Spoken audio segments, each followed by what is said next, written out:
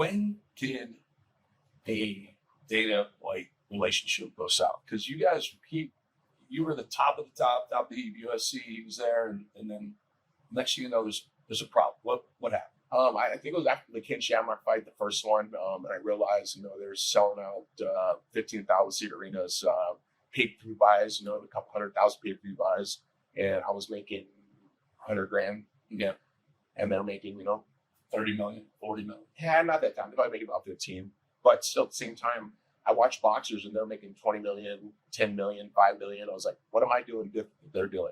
I'm doing the entertainment value. I'm doing all the interviews for free. I'm traveling for free. I'm doing all this free work for you guys, but I'm going to put my life on the line. I'm not going to be able to do this for the rest of my life. UFC's going to be around forever. And they've grown bigger and bigger. I mean, they sold the company for $4.5 billion. Then they turned back around and they sold their rights to Paramount for $7.7 billion. For me to have to be a blue-collar guy right now, I shouldn't have to. I should, as you said earlier, I should have fuck you money. So you tell him, and he says no. He goes, where do you get pay-per-view buys like Mike Tyson will be getting that type of money? I said, okay, cool. So I waited it out. Re-signed a contract. We were close together. I did Ultimate Fighter against Ken Shamrock for my second fight. We got over 4.8 million pay-per-view views on Spike TV. I made a little extra money. I was like, all right, this is okay. It's better than what the Thanos would make. But still, now they just signed a deal with direct with Spike TV for $250 million. I was like, okay, man, I see those numbers. I see numbers that they're getting with the key. I see the rights that we're selling out with their video games, even wrestling, the top names you're getting a lot. To me, I think I overstepped my boundaries by counting the numbers. I should have never counted the numbers, but I had to kind of think about what my future was going to be. What am I going to do when I'm like 50s or 40s? I wanted to retire at 40. I mean, I didn't retire until I was 47. I wanted to retire when I was 40, but I had to continue to fight, pay my bills. I mean, I lived a certain lifestyle, yes. I don't live a like Madison lifestyle, flying near jets and private flights. So I don't do that. I'm a normal guy. I like doing normal stuff. But to see that, and as it grew so fast, and I was still making $1 million a fight, and they're making 70 million, it just rubbed me wrong.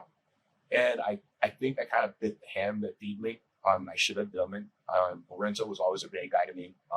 Tito was always a great guy to me. Dana was always a great guy to me. But when it came to business stuff, I just always wanted to say what was next. What you guys would do extra for me as I do this extra work for you? And I think as I spoke, other fighters started speaking out with that also, with a big lawsuit that they just lost because fighters trying to step up. And I'm thankful for it because I got a little bit out of it. And it's something that I put my name on the line for such a long time, 16 years career with UFC. Be the first light heavyweight champion, be one of the longest reigning light heavyweight champions until John Jones beat my record.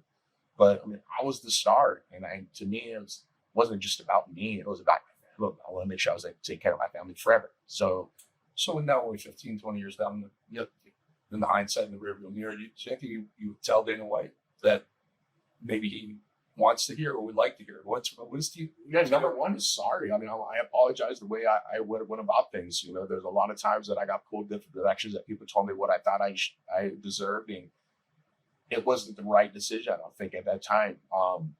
And at the end of the day, I loved the guy. I mean, he helped me out so much. Lorenzo Tito helped me so much. The company UFC, they helped me so much.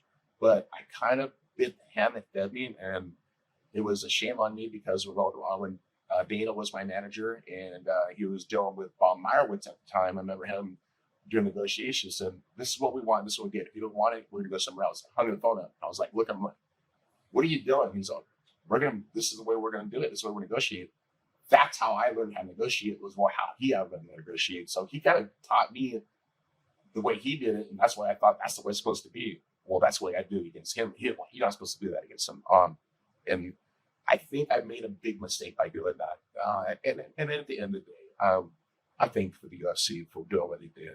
But I put my life on the line so many times. So many times I competed, with ruptured disc, fractured orbital bone, but I still put my name on the line. I still went out and competed. Whenever they asked me to come fight, I would come fight. And then there was a couple times I didn't because I had 22 stitches on my eyebrow, and then I told Dana that I couldn't fight. It was everybody else, the ultimate fighter, they do it. Well, that's not everybody else. I'm totally different. And I'm sitting here to throw it up and cuss, and they want me to compete, and I can't do that. I could like.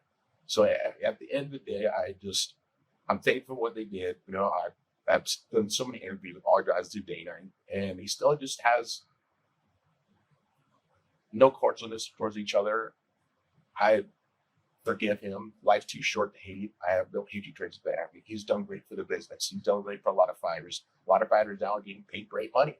I just was in the beginning, and I was the guy speaking up. I was the only one that had the balls to speak up, and I was willing to sacrifice everything to make that happen.